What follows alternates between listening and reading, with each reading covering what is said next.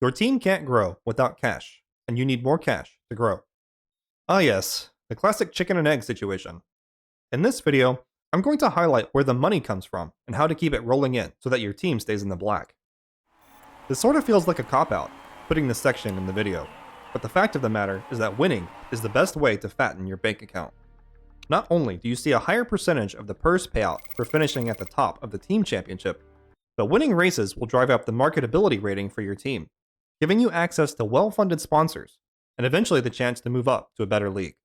Even finishing at the bottom of the grid in a higher profile league will yield more cash, so it's worth the move if you get the opportunity.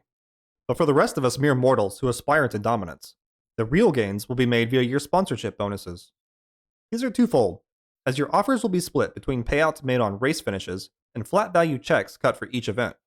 Let's tackle the latter first. There are three variables to fixed rate sponsors: an upfront signing bonus, the per race check, and the contract length. Unless you are absolutely desperate for immediate cash, say, to get out of the red, or to build an important part that will facilitate scoring high race finishes, you'll want to take the deal that offers you the most total effective cash. Yes, effective.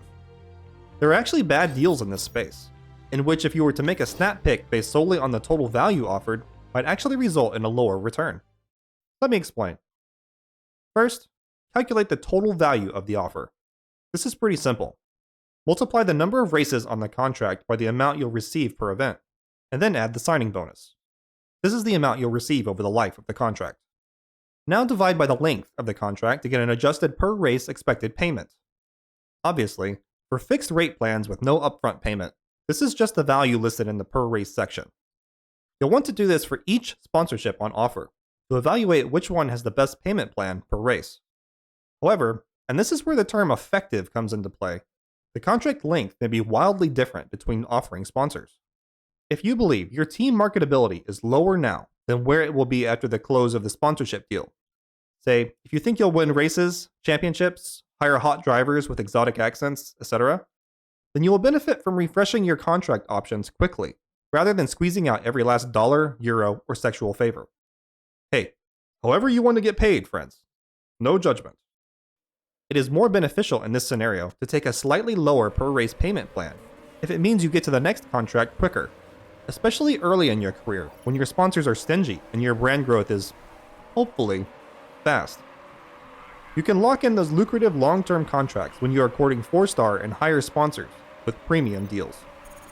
On the other hand, if your team is trending down, you may want to bias towards a longer contract as a risk mitigation factor for bottoming out amongst the field. The upshot here is that if you successfully predict the situation multiple times in a row, it will no longer be a concern. You'll lose the company car though. So when it's time to ink a deal, run the numbers for all 3 sponsorship offers. You did make every attempt to wait until you had 3 offers, right? And sign the one that gives you the most money, taking into account how quickly you will have the chance to renew or find a better paying sponsor. Quite a bit of this methodology transfers to selecting from your options amongst the performance-oriented sponsors. The signing bonus is still significant, and when your car is not particularly competitive, it will be the only factor in at least one of the 3 available sponsor slots. You will still want to examine how much cash per race you receive from these offers though, and apply similar selection criteria when deciding the contract length. The rest comes in accurately predicting how well your car is going to finish in the upcoming races. You can get an idea of this by seeing how your car compares to the rest of the grid in the design screen. There's still some variability in performance though, so don't necessarily assume you'll be finishing first every race, even if your car ranks as the best. Obviously, the higher minimum finishes carry a better payout, but there's no point in taking something that pays for podiums if you can't even push into the top half of the grid. I strongly recommend hedging some bets here by having one sponsor target that is slightly above where you think your cars will finish, and a second contract that has a bit more conservative requirement. This should ensure that you'll be receiving some money from each race, and then if your car ends up overperforming, or if you want to gamble a bit on races that you believe your car is better suited for, you will be able to slot the more aggressive payout. Ultimately, it comes to this.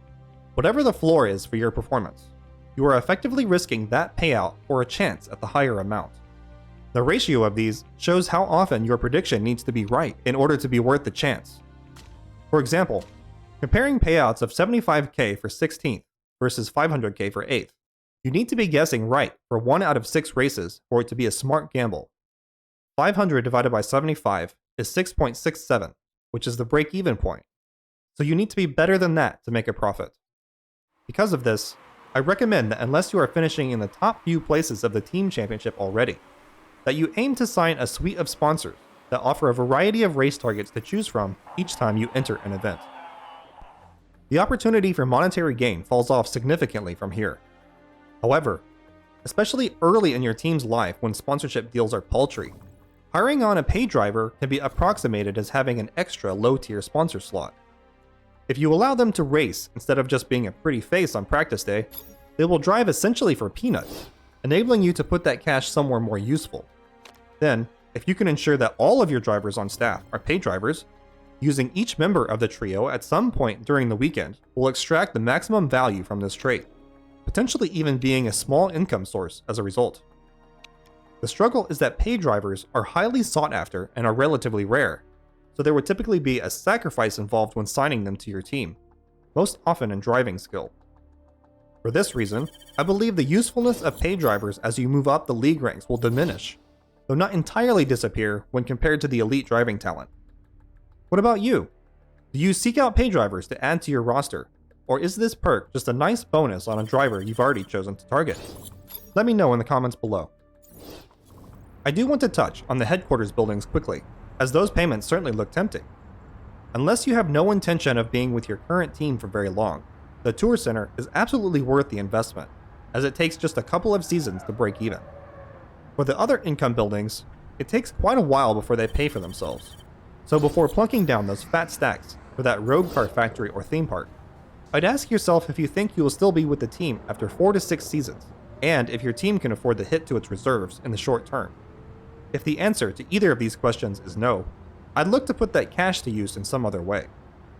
If you are looking to expand your mastery further, I'll drop a link on the right side of the screen for my Motorsport Manager Guides playlist as well.